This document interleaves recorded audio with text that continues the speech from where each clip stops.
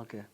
And మీకే కూడా మీరు అవును, క్రియేటివ్ ఎంఈకేకి వర్క్ చేస్తారు. మీలో ఎయిర్ కోటేశ్వరుడికి నేను క్రియేటివ్ డైరెక్టర్గా చేశాను నేను. హ్మ్. సో దాంట్లో వర్క్ ఏంటంటే చిరంజీవి గారితో వచ్చిన గెస్ట్లతో కంటెస్టెంట్స్తో ఏం మాట్లాడాలి, అంటే జనరల్ నాలెడ్జ్ క్వశ్చన్స్ అనేది టోటలీ డిఫరెంట్.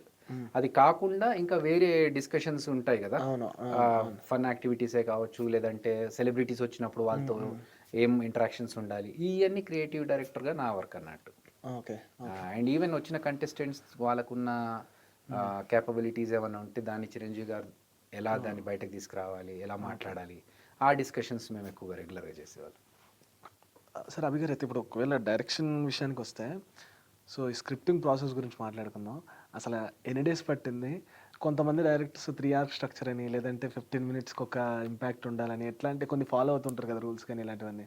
మీరు చేస్తున్నప్పుడు అసలు ఎలా ఎలా ప్యాటర్న్ ఎక్కడి నుంచి స్టార్ట్ అయ్యింది, ఎలా స్టార్ట్ చేశారు, ఎంత టైం పట్టింది, ఏమైనా డ్రాఫ్ట్స్ వేసుకున్నారా, మళ్ళీ ఇది కాదు ఇది, ఇది కాదు ఇది, ఇలా ఓ యా వర్షన్స్ అయితే రాసుకున్నాను.